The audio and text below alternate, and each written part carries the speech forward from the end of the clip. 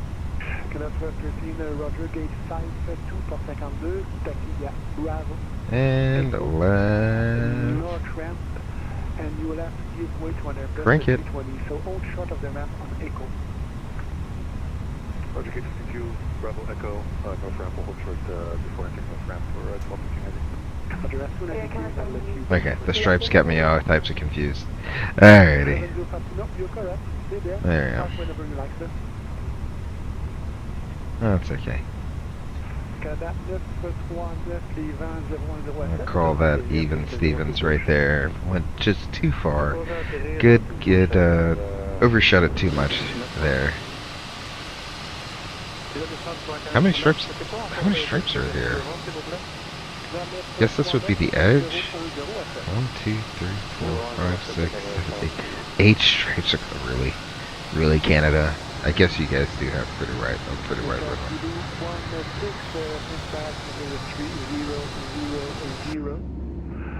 Plan for the ILS runway 06 left. There was no what winds 350 at 4. Can you accept 24 right? Je vais y aller en français, Delta Zulu 16. Les vents Saint-Hubert 330 à 4. Est-ce que vous pouvez accepter la piste de 4 droite? He just said that in English and French. Okay.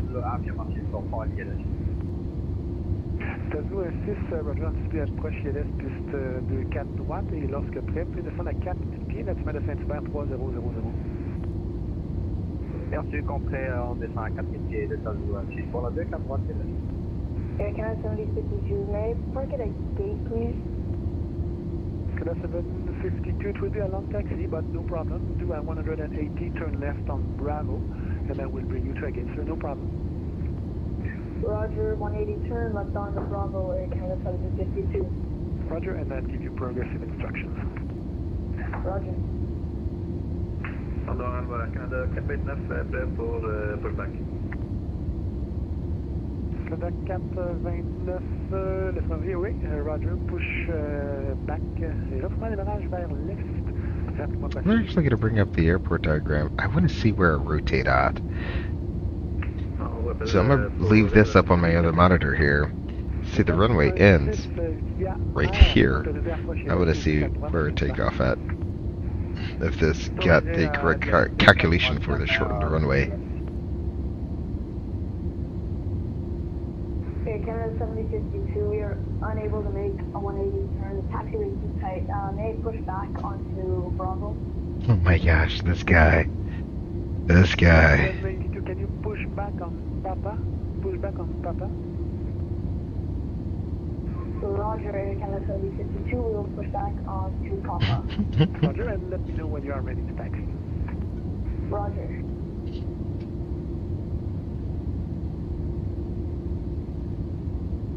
Canada 3318. There we go. Wind 0207, clear for takeoff on the 06 flight. 06 right, cleared for takeoff. Air Canada 3318. Alrighty, we finally got the no problem. We finally got the clearance to take off. Let's go. 50% hive down on the side stack.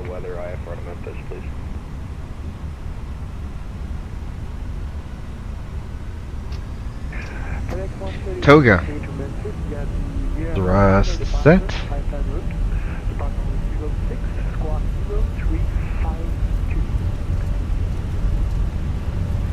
80 checked.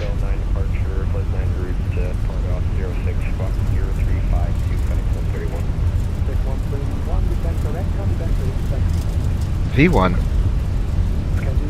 Rotate.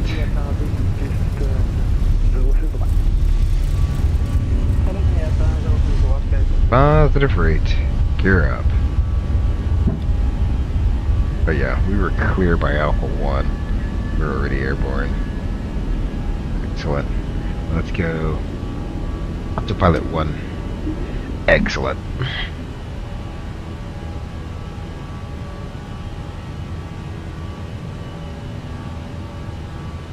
I'll let the airplane pitch down a little bit. Get the acceleration going. Once we got the acceleration going, bring it back to climb. Climb set. Flaps 1.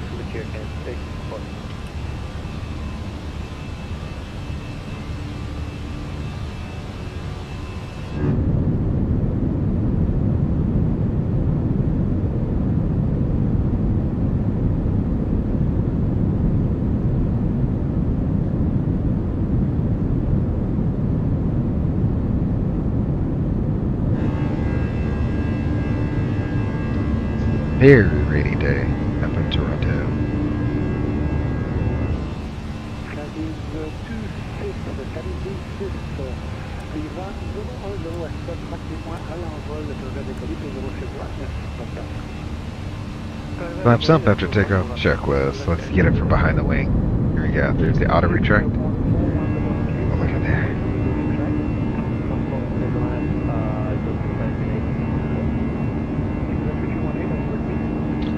Canada 3318 is 3,400, climbing 5,000 feet on the Montreal 3 departure. Thank you.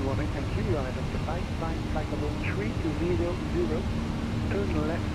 Direct bus, of course. Alrighty, climb and maintain flight level 300, left turn direct to Bob Key on course for Air Canada 3318. Alrighty, so direct Bob Key. How does that look? Looks good. Let's execute it. Or the best thing you can do as an Airbus pilot to executing. There's literally nothing to see outside. What's the temperature? Go ahead and disarm you. Let's see, the landing gear is up, the flaps are up, and the pressurization is pressurizing. So the after takeoff checklist is complete. Beautiful. We are just in a cloud. Hopefully it clears up, so well, we might be breaking out here soon.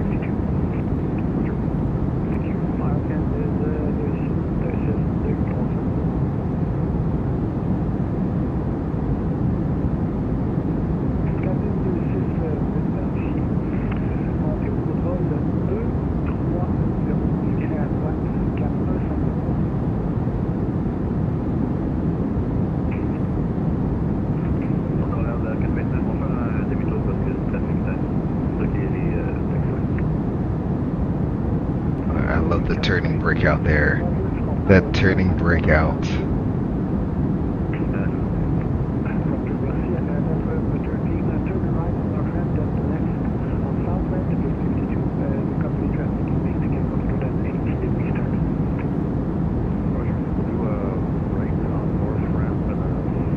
Beautiful. We just turned right around, a nice little build up there. Amazing. Hopefully nothing but clear skies ahead.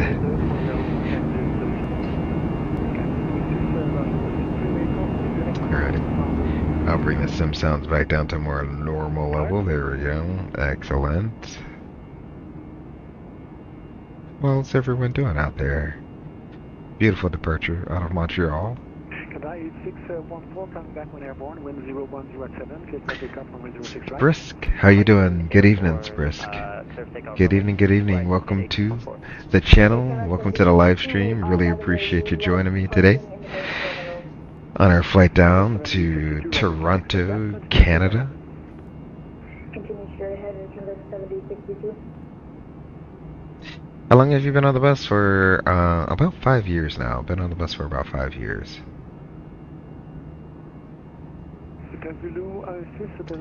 And before I was on the Airbus, I was at a regional carrier, so moved my way on up.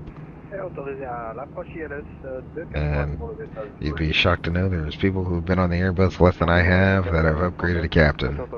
So the industry is absolutely crazy right now, although everything's kind of stagnant as of right now. Not a lot of hiring going on. And on any hiring we did earlier this year has been on pause, so it's a little stagnant right now, but the movement should pick up again here soon. I mean, we can only stop hiring for so long, simply because you're going to have people that naturally retire, so the movement will start eventually, just not right now. 1,500 feet runway heading.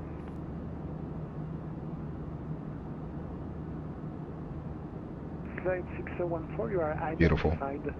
Climb flight level 230, runway heading for now. Runway heading and 230 Air Canada 8614.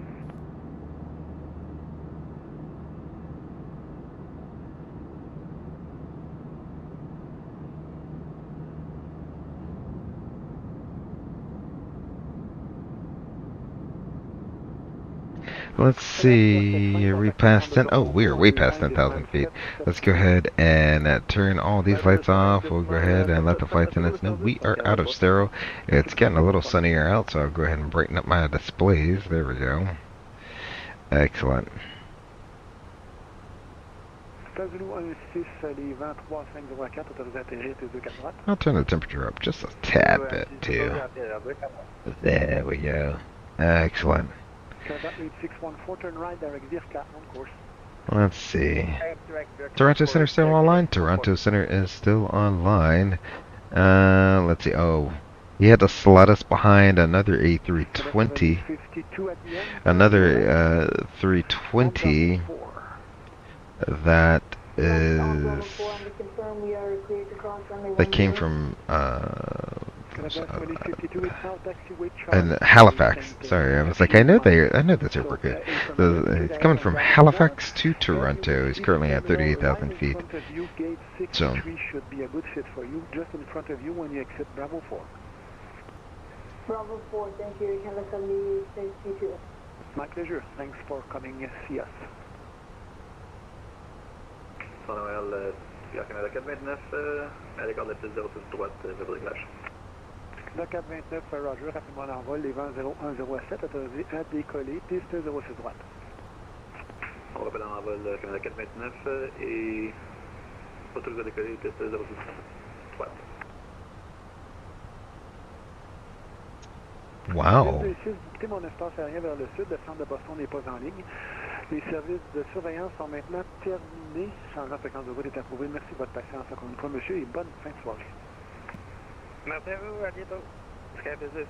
Bye. This VETSIM radar is kind of neat. You can see a lot of information on the VETSIM radar. I never knew about this. I've always been using something different. Fantastic. It's alright. VETSIM radar, way better. Way more information going on there. We are through the transition altitude. Let's see. Toronto's weather. No VETSIM weather. Ooh, their controller's online though. How do they not have a ATIS? Power's online, but no ATIS. Sweeto. Okay, cool. So let's go ahead and check. 3017. That's the last METAR. So we'll go ahead and set 3017. Transition standard. 17 and standard. And we got 17 and standard. There we go. Excellent. Do that. We can turn that off, and we can turn that off. It looks like it's mostly smooth outside. There we go.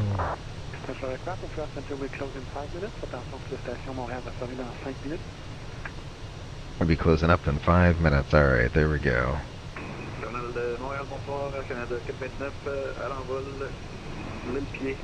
Brooke says I feel that 1700 hours CFI right now with an ATP trying to get in. You get the time, Sprisk, you got the time. It's I understand. I feel you right now. Like everything was just moving, and then all of a sudden everything just seemed to stop all at once. So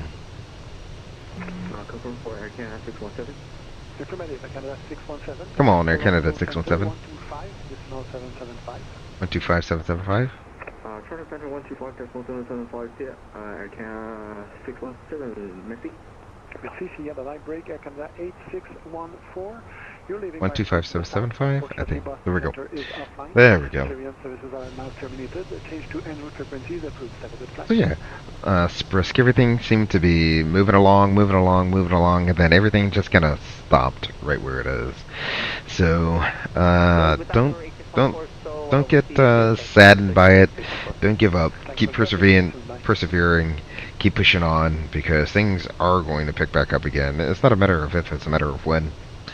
And you know, right now, especially at the regional level, the money is absolutely insane. Canada 3318, contact Toronto Center 125, decimal 775.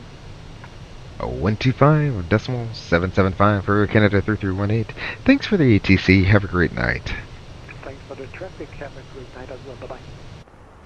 What a great controller. Alrighty, so we'll go ahead and switch over to 125.775. There we go. I'll tune in 122.8 just in case someone decides to get offline. Go offline 122.8.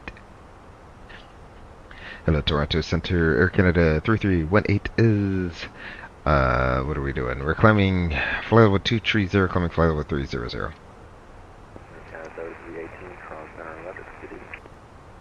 Good evening. So things will definitely begin to look up, and I mean, like I just said, the money right now at the regionals is absolutely insane. So if you you got any bills that you need to pay off because you spent all your coin trying to get all your ratings, definitely take that time while you're at the regionals to pay off all that debt and just reap the rewards of what it is. Supposed to be at Spirit right now, but my class was canceled. Really? Oh, yeah, Sprisk. You probably know this just as well as I do. Spirit's about to lay off some pilots.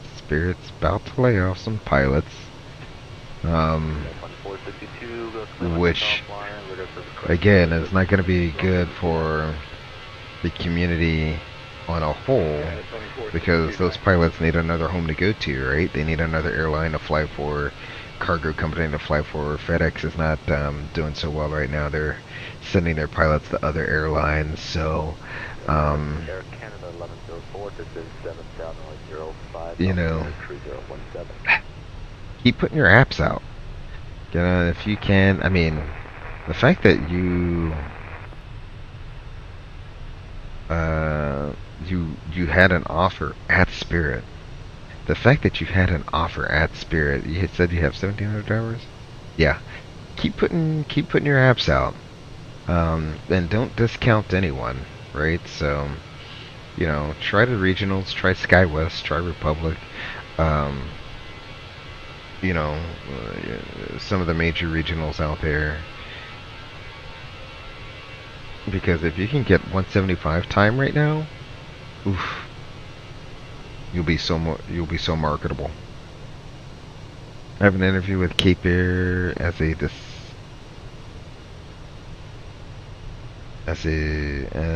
of December on Monday. Hopefully I can end up at B6. That is not a bad program either.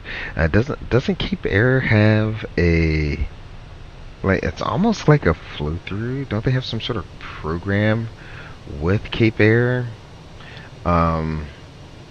That when you go to Cape Air, you do your time at Cape Air, you fly to all the cool little places in and out of Boston or wherever they're going to have you stationed, and after X amount of years you go up to JetBlue. I don't know what equipment they're going to have you on, because they're definitely getting rid of the 190s. Are they going to have you in the A220? I guess, is that where you're going to start up? And then once you have the seniority, you can move over to the A320 family. I don't know, but I'm pretty sure they have some sort of agreement with Cape Air. And let me tell you, I was in Boston not too long ago, where we could see the Cape Air guys flying into and out of Boston. That's kind of cool, man. That's something that's just like super unique. You're not flying like the big passenger airplanes. You're flying like the smaller twin-engine Cessnas going to like the islands, or smaller airports in the New England area. They definitely have a very, very niche market. Kind of cool, cool to fly for them. One of the FOs, well, he's not an FO now, but one of the guys I used to know in a former life at a different airline actually used to fly for Cape Air, and this was a shocker to me. He actually flew. So do you know the show Wings? He actually flew that airplane that they used for that show. at Cape Air. That was the Cape Air airplane. So I thought that was kind of cool. If you've ever seen the show Wings, you kind of know what I'm talking about there. Oh, okay, direct entry captain. Okay. Alrighty, yeah. I mean, that wouldn't be bad at all. Direct entry captain going into the left seat at Cape Air. Definitely not a bad gig. Supposedly it's a year flow as a direct entry captain. Not bad. Not bad at all. That's actually, I mean, you know, a year seems so long from where you are right now, but that year will blow by, and you're going to be in the right seat of an Airbus before you even know it. If you end up at if all of that holds true, you know, which at this rate, I think next year we're starting to wind down this year, right? And so the outlook for next year, everyone's kind of speculating. Obviously, there's going to be hiring targets and quotas and stuff like that, but I think the movement will start up once again next year. I just think with FedEx, the downturn at FedEx, the downturn at Spirit, kind of flooded the market with some highly qualified Airbus pilots, or just pilots in general. Spirit, obviously Airbus pilots, but FedEx are just pilots in general. So I think things will start picking back up here very, very soon. Now, you can't always predict what the future will hold. We're cruising along here at 300. We get the top of descent. Wow, coming up pretty soon upon us. What's the ATIS there? Guys, can you publish an ATIS so I know? 06 right. Thank you. That's all I wanted. So it's going to be 06 right. Is that what I got? Yeah. Oh, wow. Okay. Oh, look at me. I'm like super smart or something. Or as they say up in New England, you got to get used to this one, Sprisk. Alright? You got to say this. You got to say it just like this. Wicked smart, alright? I'm like wicked smart or something.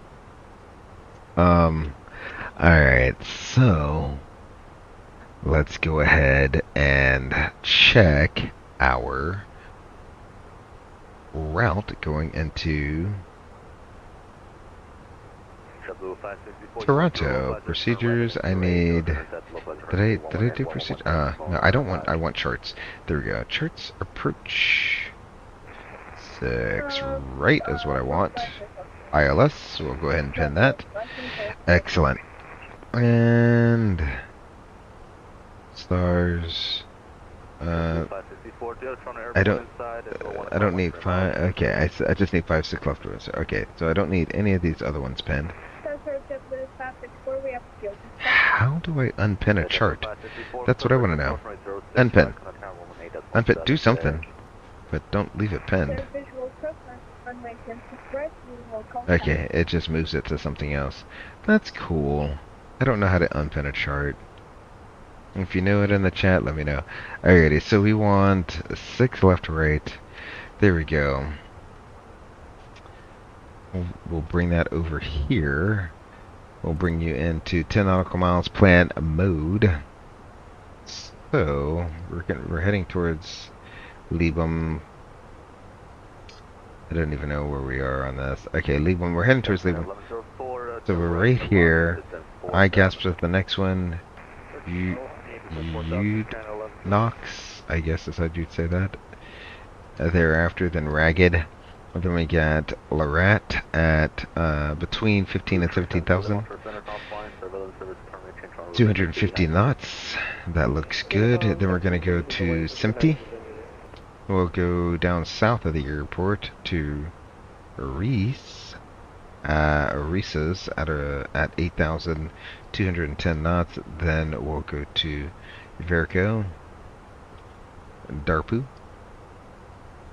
Danip, Massar, Loran, and then from there we'll get vectors onto the ILS to runway 6 right. We have Liso, Let's set her above 3,000 feet all the way until we get to our glide slope intercept at Lobco.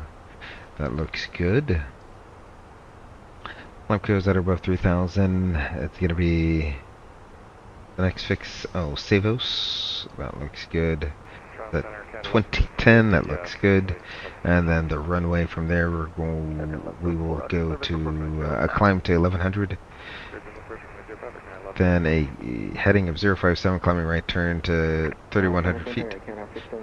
On a 312 heading, we'll intercept the Toronto VRR 102 radio to 2-dog, and we will hold there. What is all of this mess? What is this mess? What is that mess? I don't even know what that looks like. Is that an altitude and a speed overlapping each other? Come on, Phoenix, do better. Alrighty, so that looks good. We have the LSs pushed in. Red nav. We have ICV. ICV, that looks good. 111.95, that looks good. 3-degree glide slope, 057 as the front course, that looks good. Progress. Page will do CYYZ. 06 right. Someone is not getting something. 06 right. There we go. Performance approach page. Let's go ahead and put in some weather. METAR. We have the winds are 32014. Wow. 320 at 14. That looks good. A temperature of 18 degrees, and oh wow, that's very comfortable up there. And the altimeter is Canada 3318. We're ready to descend level 240. Report leading. One ready to descend flight level 240. Report leaving for Canada 3318. Alrighty, now, welcome to Toronto, where it's pretty much like being in America all over again. So how in Montreal, the controller was speaking French. Toronto, the controller speaks English. There we go. That's very typical of the region up there. QNH is going to be 3017. 3017. There we go. And our minimums ILS DME with everything working is 738. So 738. Do that. We're going to do another flight. Before I say that, 9,000 feet of runway. Get. Yeah, why not? Because we'll either take Delta 5 or Delta 7 off right there. So it'll be one of those two. So what we'll do is we'll do auto brakes low, flaps 3. So we'll turn on flaps 3 up there. We'll put flaps 3 on down there. That looks good. Excellent. I don't need that. I just need the chart. We'll bring that back up, and let's bring the arrival to 6. The 6s. Where's the arrival for 6s? There it is. All right, sweet deal. So, got that in there. Like I said, I like to descend about 20 miles from the top of descent there. So we have a little ways to go. Why is there a company message? Go ahead and check on that.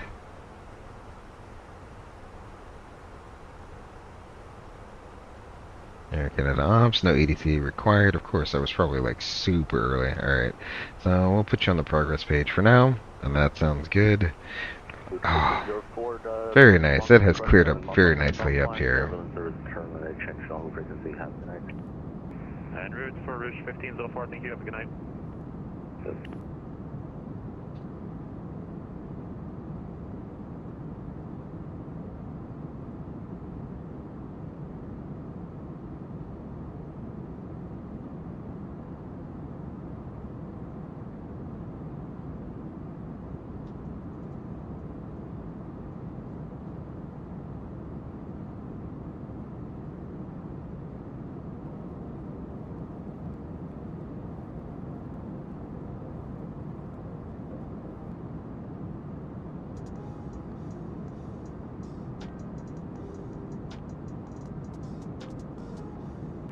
Canada 617, descend 11,000, altimeter 3017, runway 06 right. I just realized I don't have flight replay going on. Hold on, I'm gonna disappear real quick. I Canada 617, Air Canada will be 617, back.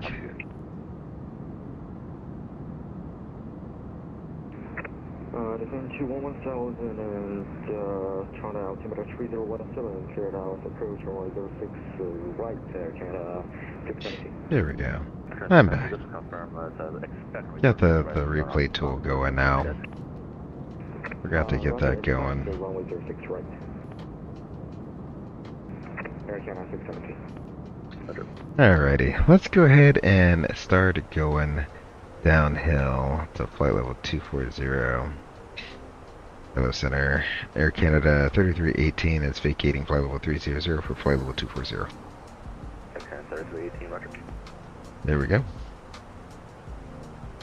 Air Canada 1104, contact tower 118.17, connect.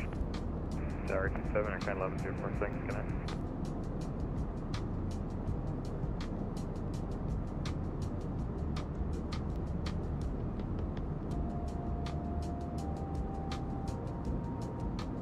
Well, Sprisk, how was your time getting up to the 1500 hours? Was it all flight instructing, or you did you get that later on? Montreal Center cross line, service terminate, change our frequency, happening. There's your path to the left seat of a commercial plane going.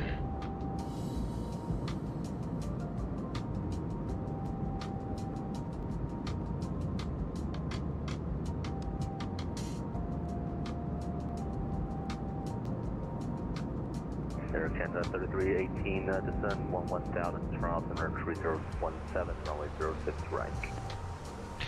We'll descend and maintain 11,000 on the Ragged 506 right with an altimeter 3017 for Air Canada 3318. Alrighty, there we go. I put the descent via in there. Doesn't need to be. They use different terminology outside of the US versus being in the US. So when in doubt, he says descend 11,000, right? He didn't just say descend via in the US. They say descend via. When in doubt, just descend via. And then get clarification if they want you to descend unrestricted or climb unrestricted. Same thing goes with climbing unrestricted. So you can never go wrong by making the restrictions that are published, right? But if you do an unrestricted descent and go below a restriction, well, and they didn't want you to, well, then that's on you. So always better to take the most conservative approach to this.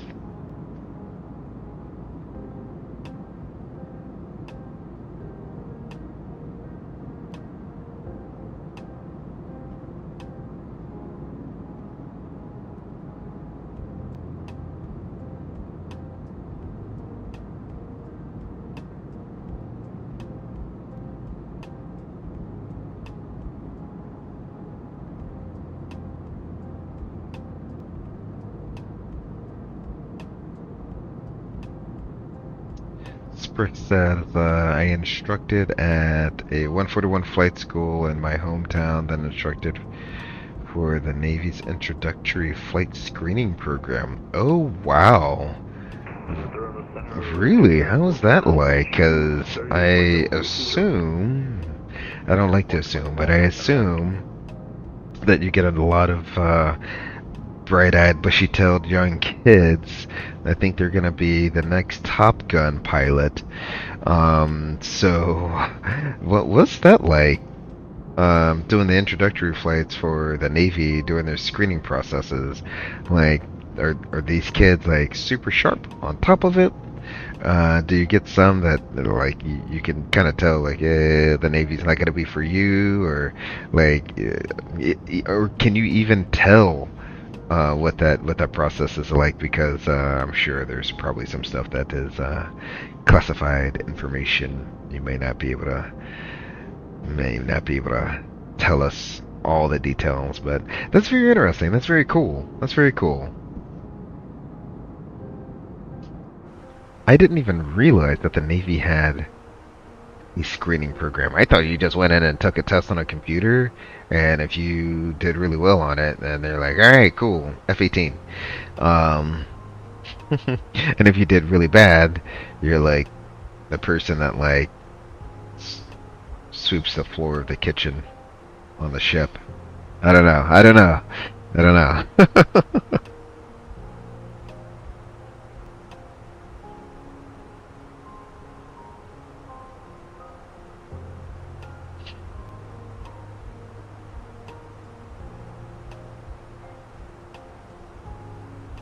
Air 102537, their dark food is in 6 down.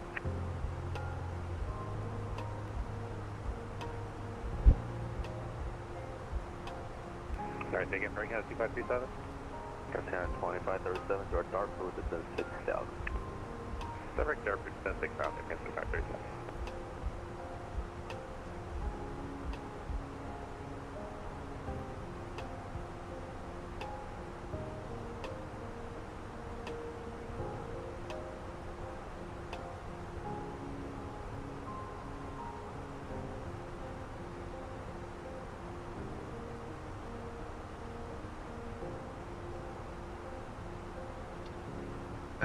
Tower is online, I'm pretty sure. 18.7, we'll pre-select that in our standby there. So 18.7, that doesn't actually happen. You can't, once you get down to 18, it doesn't click back around to 36. It's just, that's it. You've reached the bottom. Congratulations. 18, now I already forgot the frequency. 18.7, alright.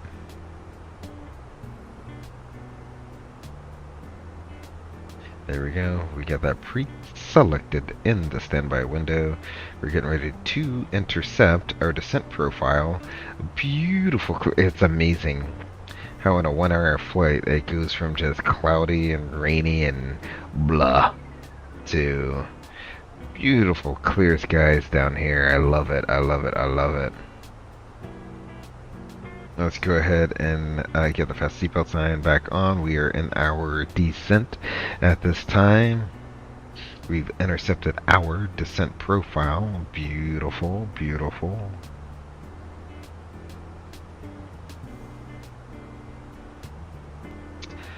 Let's see. A lot of the students were usually sharp, and some that just... Okay. They have 6 flights before being evaluated by a military flight instructor. It was definitely a challenge.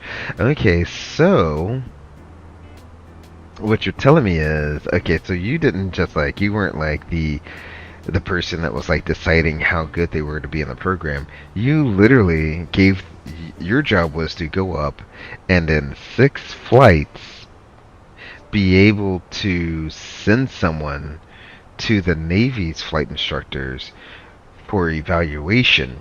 And depending on how well they did would depend on if the Navy would accept them into their flight program, essentially. I think that's what you're getting at there. Am I correct, Sprisk?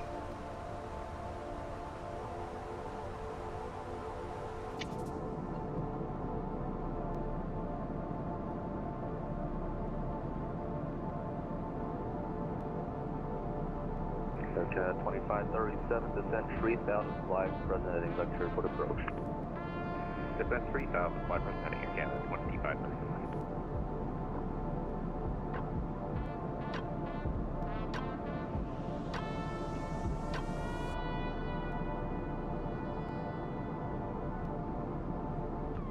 Yeah, pretty much. Excellent. Yeah, that's what that's still pretty cool. Pretty cool. You literally have 6 flights that turn someone that may not have even seen an airplane ever in their life, and get them ready to pass the Navy's screening exam. That's some hard work. I gotta give you some props. Yeah, you've been putting in some hard work there. Montreal, Air Canada 616, airborne on 05, 3,200 to 5,000. 16 on departure, identified, climb level 230. 230 Air Canada 616.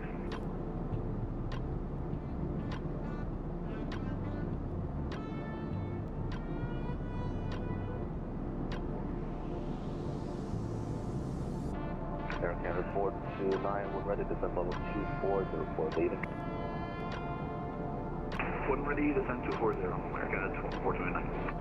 Now, once they pass their little entrance exam or whatever, that's it. You never see them again, do you? It's like you get 6 flights and that's it.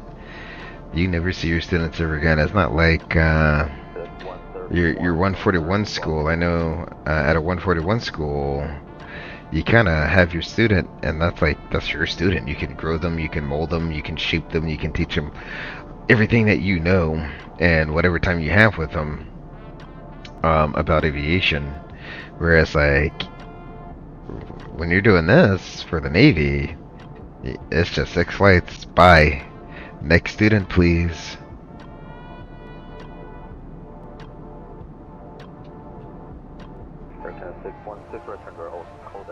Alrighty, we're through our transition level here. I'll pop the speed brakes out a little bit. 3017, said once, twice, and thrice. That is the latest altimeter that they got in 1 hour and 9 minutes old. They really need to put something up. But it is what it is. Is it already looking like it's snow down there? It's not that cold. Come on, Microsoft. It kind of looks like it's already snowing down there. It is not that snowy. Come on, Microsoft. Do better. Do better. 2537, turn right heading 030, clear the aisles runway 06, right approach. Alrighty, so we're going to be right on the bottom side there at Lorette. And our next restriction is Reese's at 8,210 knots. So we'll probably level off here. It looks like we're going to level off right before it's empty. So that is good. We are tracking everything nice and well.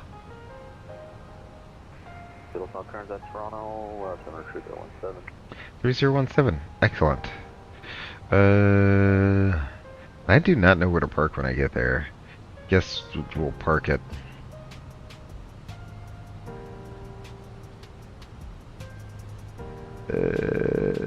We'll call that stand 164, 160. I don't know. I don't know what is what there.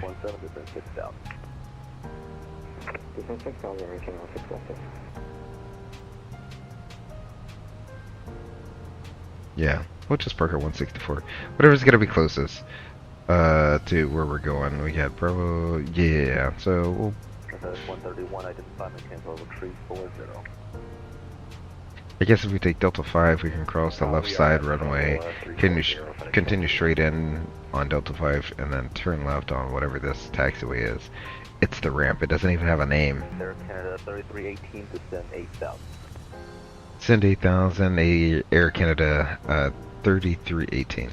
Alrighty, so there's 8,000. Excellent. Did I do a descent checklist? That's on. That's on.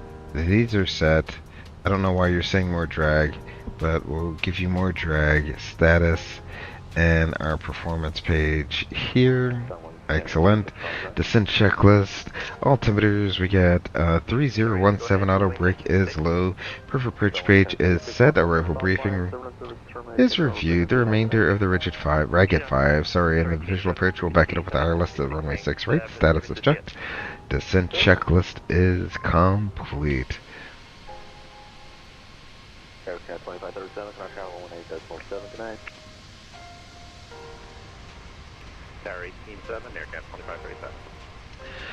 2537. Let's see. Best part was no endorsements and teaching ground. However, it was 4 flights a day leading to 14-hour days. Wow. How long would you go up to on each flight? 14-hour days seems kind of long. It seems kind of long. But you don't have to teach ground, so it's all flight time, which is great. Um, you're not losing out any of that time just teaching ground. Yeah. I saw about 40 students a month.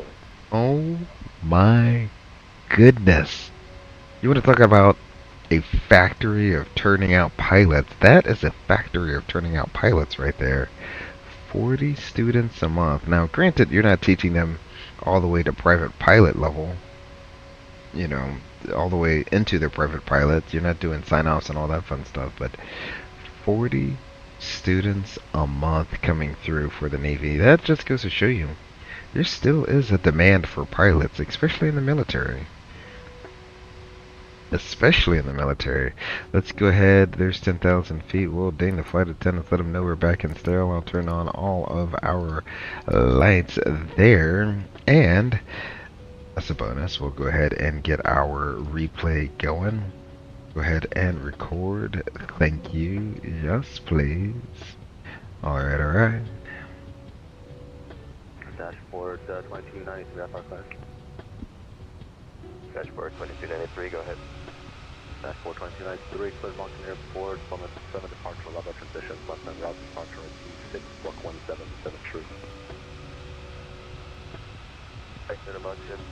I really need. Oh, there's downtown. There's downtown Toronto. Wow. I should. And there's the downtown airport right there. I need someone to confirm. Has Air Canada sent a Jazz Dash 8 to downtown Toronto, literally to only compete with Porter and their service there? Because it used to be just Porter Airlines that flew out of the downtown Toronto airport. Now, earlier today, I saw on Flight Radar 24 a Jazz Dash 8 Q400 flying out of. Okay, don't need you anymore. We're level at 8. Let's go flaps 1. Then 4,000 Air Canada 3318. Alrighty, so we have 4,000. He said descend now. We'll go ahead and do an open descent. Excellent. We crossed the big D, apparently. So I'll go ahead and do 210 knots. We'll go ahead and select that. We will go ahead and get rid of our in-flight entertainment. Thank you very much. I really do appreciate that.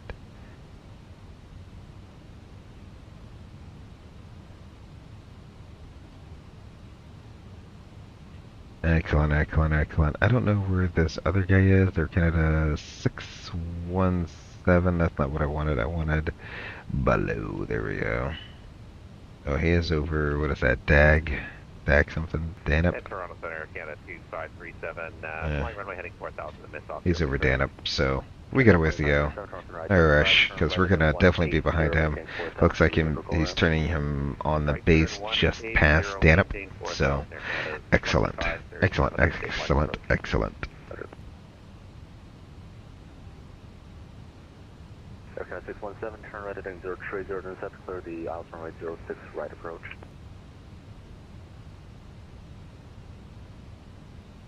That's you or Canada 617? Turn heading 030. There you go. Approach, runway 06, right, Canada 617. Now 2537, you can expect the aisles runway 06, right approach with the analog on something else. No, we'll take the Atlas 06 right again, Air Canada 537.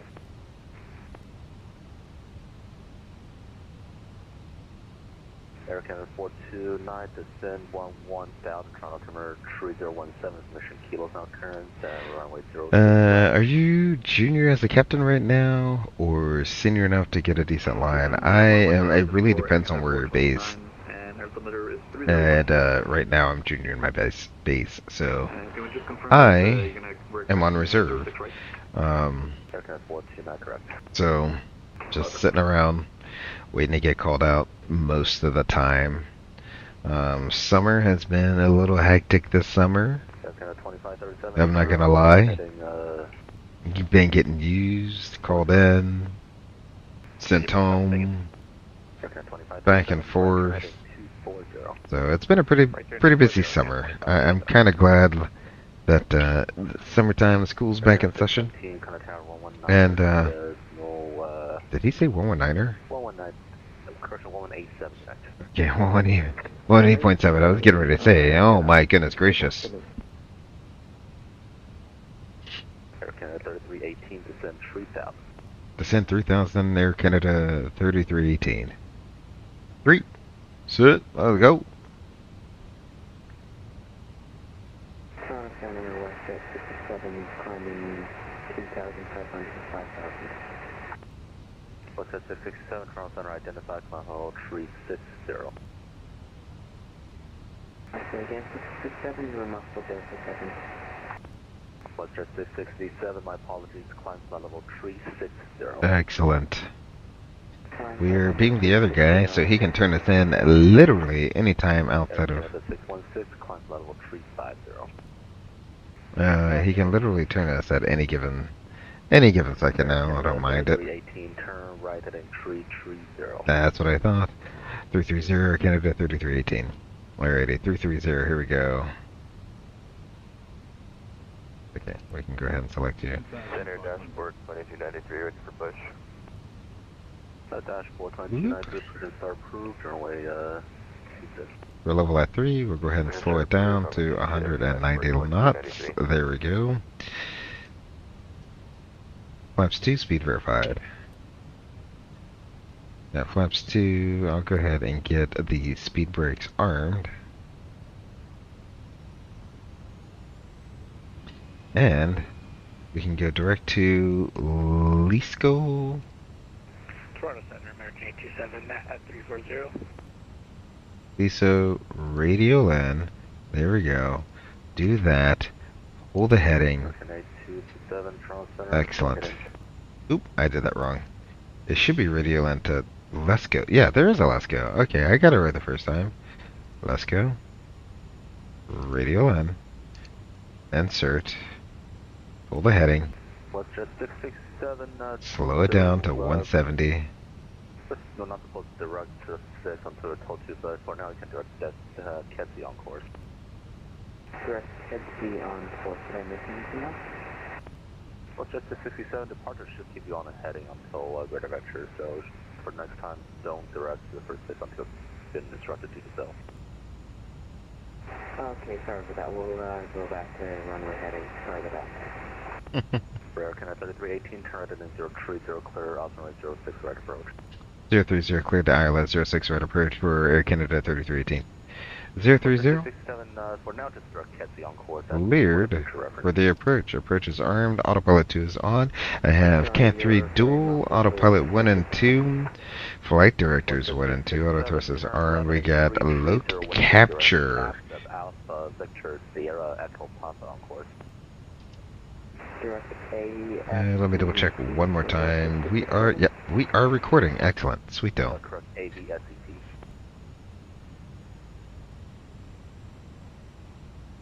So as you can see, when you're at 170 knots and flaps 2, it is a beautiful setup. I got the runway in sight.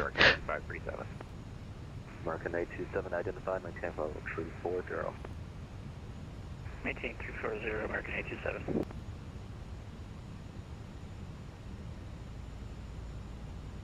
The Airbus lives very happily. 318, thanks for help, contact Tower 18.7, good night. Over to Tower, have a great night for Air Canada 3318. Thanks for the ATC. We'll see you later. Alrighty. Oh yeah, sorry about that. The tower, Air Canada 3318 is outside of Savos on the ILS runway 6 right approach. Air Canada 3318 to tower, hello. Traffic over the numbers, A319, 6 right, clear to land. Alright, 6 right, clear to land for Air Canada 3318. So, we are clear to land. Let's see, they got... glide slope capture, the missed approach altitude is 3,100 because reasons. There we go. That is set. Excellent. Hotel, cross 15 left, 15 right. 05 via Alpha Kilo Alpha Hotel, cross 115 left and 15. We'll go ahead and manage our speed. Gear down.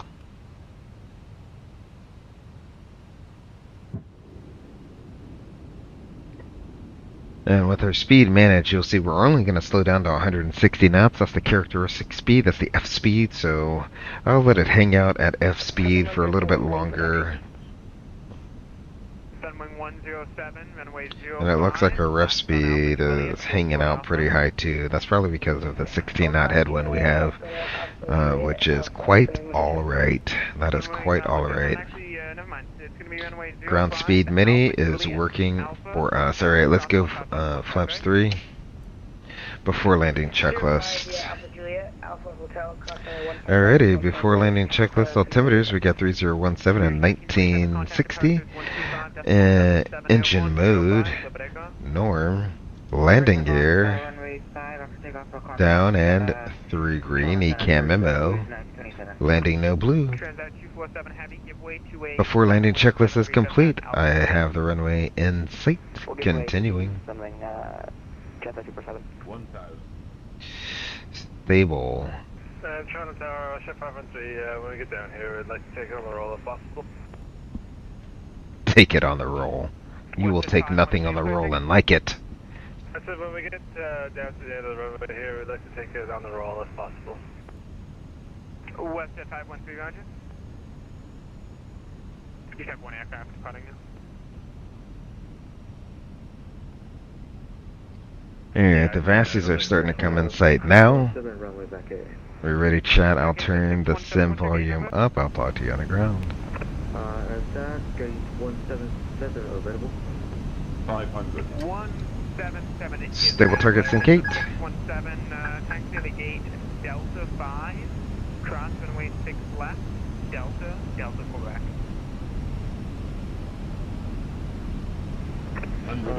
Gate 177, taxi by Delta 5, cross runway 06 left, and Delta Quebec.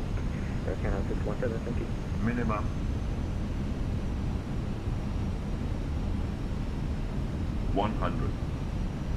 Target Air Canada 2537 on the island. 40. 30. Air Canada 2537 tower, good line, runway 06. Good line, this is Air Canada 2537. 5. And Air Canada 2537, the wind 340. 202 chat, not bad, not bad, not bad.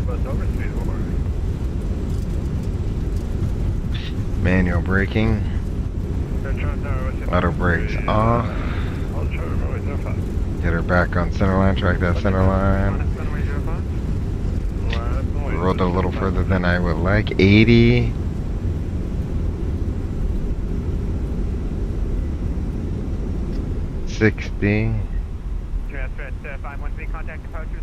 Rolled it a lot further than I would have liked. There we go. Bring her out of reverse there. Get her at a nice safe taxi speed. That's alright. Welcome to Pearson. What's your gate number? For Canada 3318. Let's call it gate 1. Let's call it 180. 180, there's somebody there. I'll give you something near there, though. Whatever works is good. Air Canada 3318 to taxi Delta 7, cross 24 right, Delta Romeo.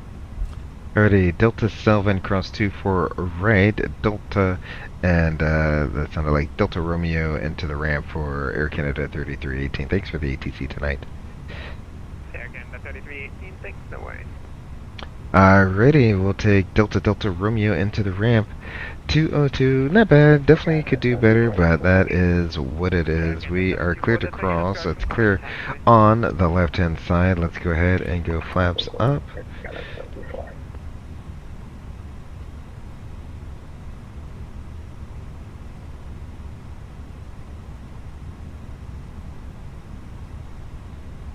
There's definitely a lot of sway there on final.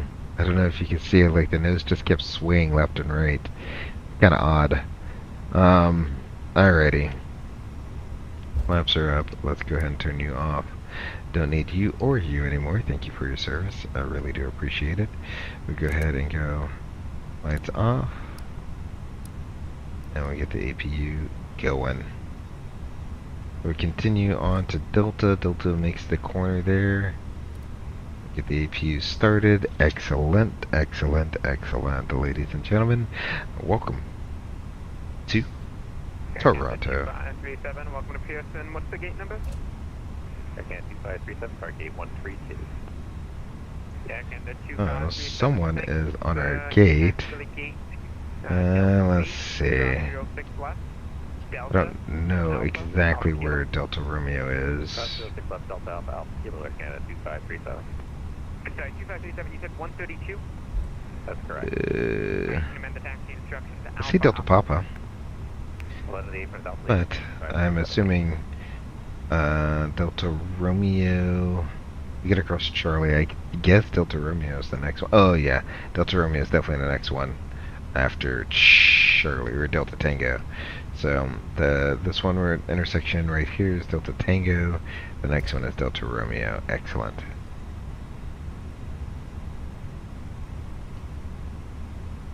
Now look at that guy. Look at that guy. He probably landed flaps full and auto brakes medium.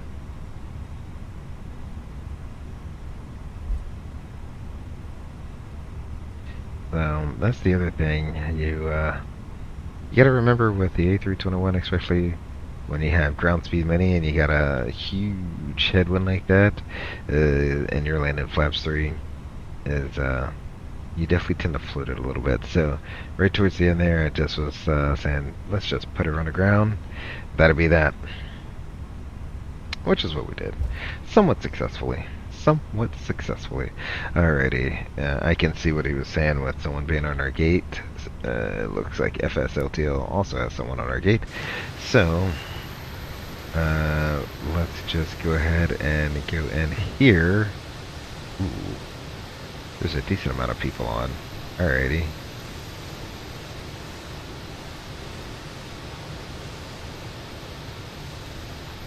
So, I'm pretty sure... How does the ramp go? I'm pretty sure the ramp is like a one-way street. When it comes to aeroplanes. Should I park it between the two heavies there? Would that be too much?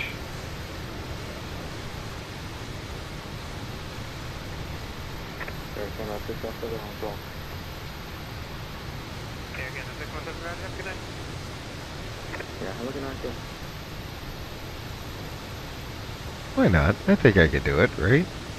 We could, but no, let's not. Let's not say we did. We'll come in that plane that's on the whatever this diagonal is.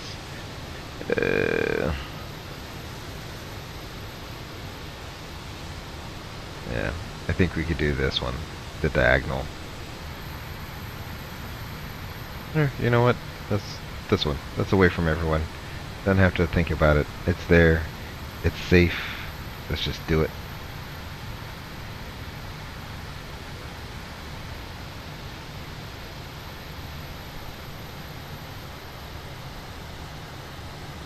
$193, close enough for me. We'll go ahead and just follow the line on in.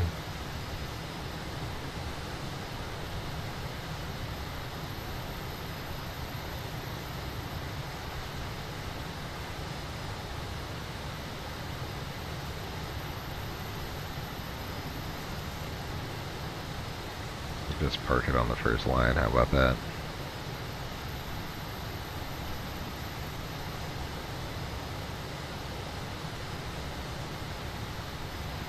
There we go.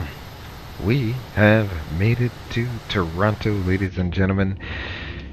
As per what I guess is turning out to be my usual thing, what we'll do is we will go ahead and disconnect from VATSIM.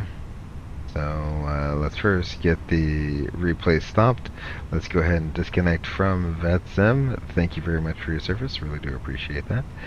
And we'll go ahead and load our replay. There we go. Go ahead and get our lights on for the replay like it matters. There we go. That is all set.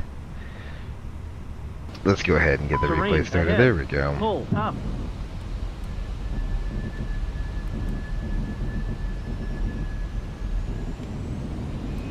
Watching everything in fast forward motion. Yeah. Alrighty. Let's go ahead and go back here, let everything settle down for a second, and let's go. We'll watch the replay there. I'll bring the sim back down to a more reasonable level. There we go.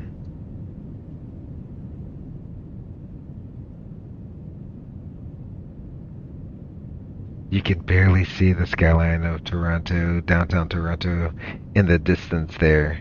You see how the nose is just kind of like swaying back and forth? It's kind of odd.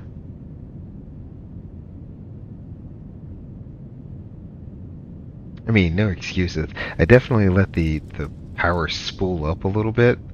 I should have taken the power out just a little bit earlier.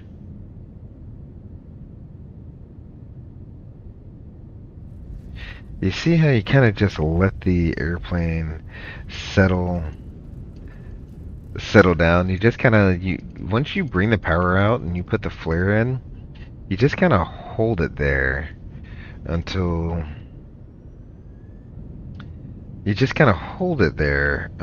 the airplane settles itself on the runway.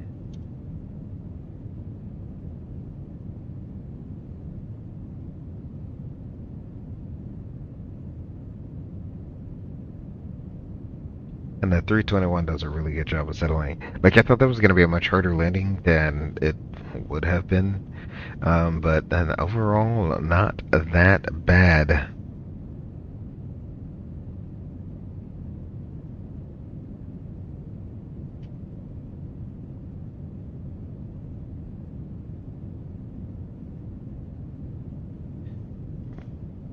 Power came out just a little too late. You see how it kind of like it comes down, but then it just floats in ground effect? That is real, sir. That is actually how it goes. You see, if I bring it back to right just about, we'll take it over the numbers. How about that? So right just over the numbers, we'll bring it up to the front there. I don't really care where. You kind of see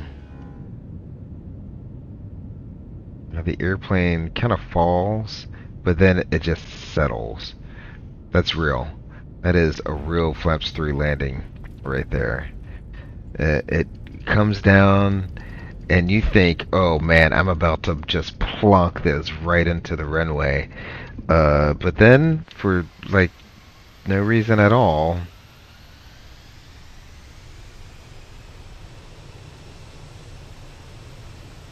we'll get this shot right here. For no reason at all, it just kind of settles in ground effect. So you see here, we're flying. We're kind of high over the 1,000-footers, and you see how it just kind of falls down, but then it settles right in ground effect right there, and then there we go.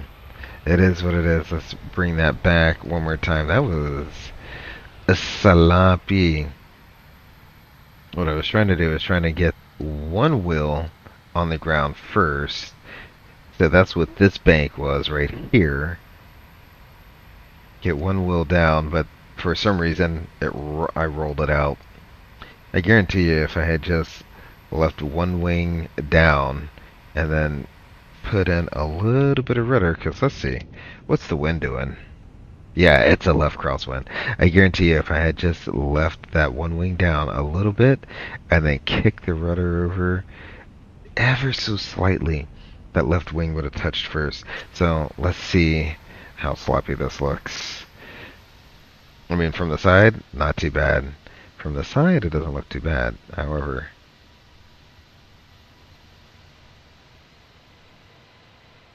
alrighty. Let's look here. We'll go ahead and unlock you. Excellent. And then we can move you back a little bit. Whoop, too far back. Thank you. There we go.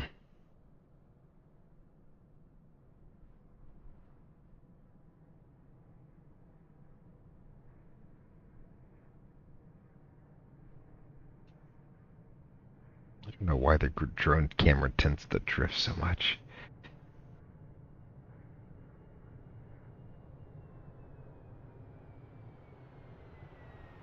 You see, there's the left wing dip. I'm trying to find the runway, if I kick the nose to the left ever so slightly, I would have just rolled that on. You wouldn't even known we were on the ground if I had just kicked the nose to the right ever so slightly. Alright, let's go ahead and lock the view back up again. There we go. We'll lock you back up, bring you back up to the flight deck. Excelente. Let's rewind it for the final replay cam here. There we go. Bring you on a nice short final. Bring you back in a little bit. That's too far out, guys. There we go. We'll let it do its thing there. Let it settle in. There we go.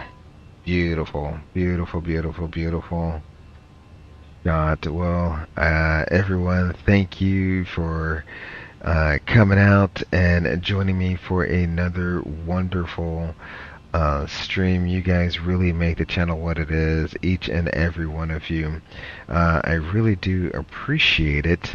Every like, every subscribe, every person that interacts and chat, really do appreciate it. Sprisk, thank you for joining us tonight in the chat. Demi Thick, Max Racing. Who else am I missing? I feel like I'm missing. We got Austin H.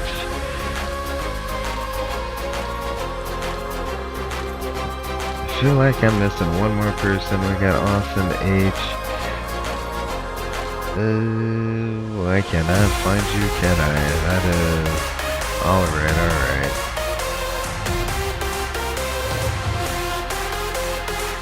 Oh, Havelock. There we go. Havelock. Thank you guys so very much for coming out and joining me on the stream. And until the next time I see you guys, take care of yourselves and each other. Peace.